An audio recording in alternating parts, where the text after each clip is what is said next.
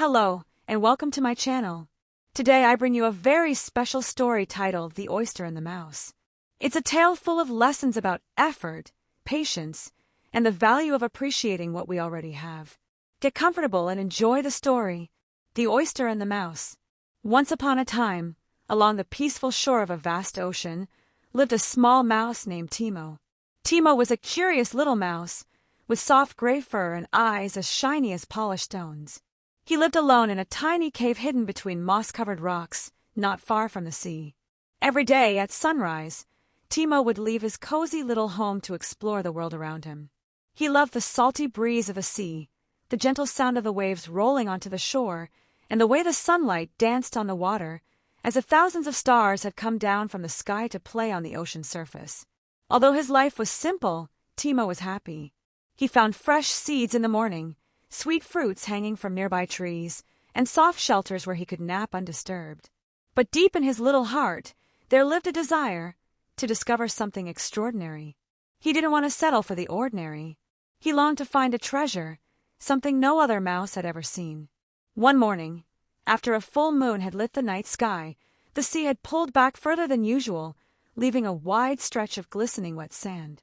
Excited, Timo ventured farther out onto the beach than he ever had before. That's when he saw it. Lying there on the damp sand was a huge oyster closed tight. Its shell shimmered like pearls, with golden streaks that gleamed in the morning sun. Timo stopped in his tracks.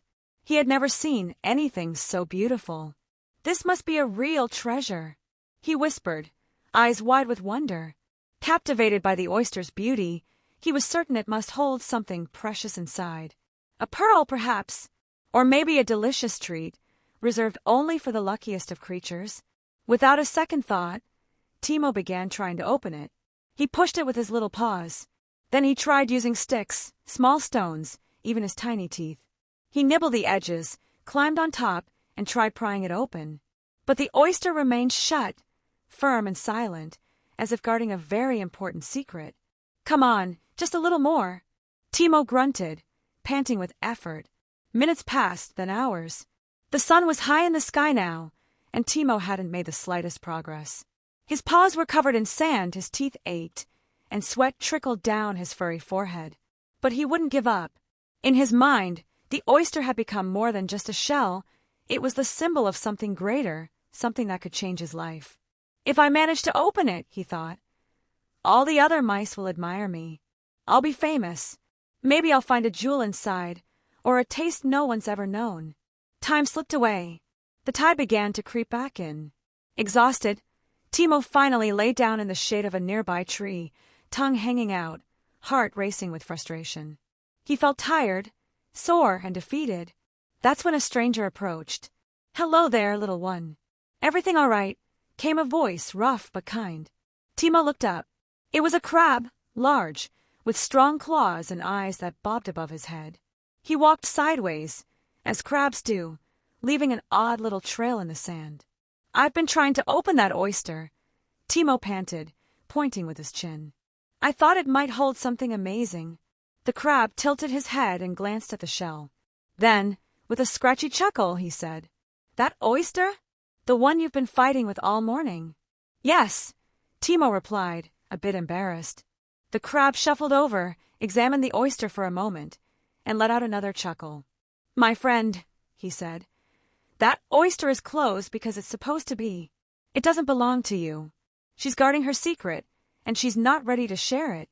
Sometimes, the things that shine the brightest aren't meant to be ours."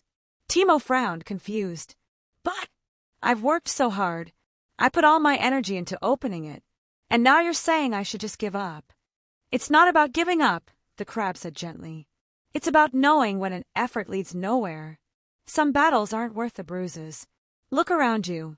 Haven't you noticed how many ripe fruits hang from those trees? How many seeds the wind brought today?" The little mouse looked around. Indeed, there were tiny treasures everywhere. Shiny seeds scattered across the sand, juicy berries dangling from branches, puddles of fresh rainwater sparkling like tiny mirrors.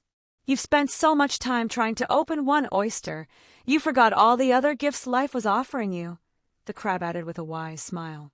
Timo sat in silence. The crab's words were simple yet deep. In that moment, he realized his desire for something grand had blinded him. He'd overlooked the many small and beautiful things already within his reach. "Thank you, Mr. Crab," he said sincerely. "You've opened my eyes more than I could have ever opened that oyster." They both laughed, and after a friendly wave of his claw, the crab scuttled away down the beach, leaving Timo with a new way of seeing the world. From that day on, Timo changed. He never lost his curiosity or his sense of adventure, but he learned to appreciate what life had already given him. He took joy in his walks, paid attention to the small wonders around him, shared food with other animals, and no longer obsessed over things beyond his reach. And though the oyster remained shut, Timo no longer saw it as a failure. He saw it instead as the lesson that taught him where true richness lives, in gratitude, in simplicity, and in the joy of being present. Moral: in the search for something extraordinary, we often forget to see the beauty in the ordinary. Not all efforts will lead us to what we desire, and sometimes it's wiser to pause, look around, and cherish what's already within our grasp. Thank you for listening to The Oyster and the Mouse. If you enjoyed the story, don't forget to like, share, and subscribe for more tales like this one. See you on the next adventure.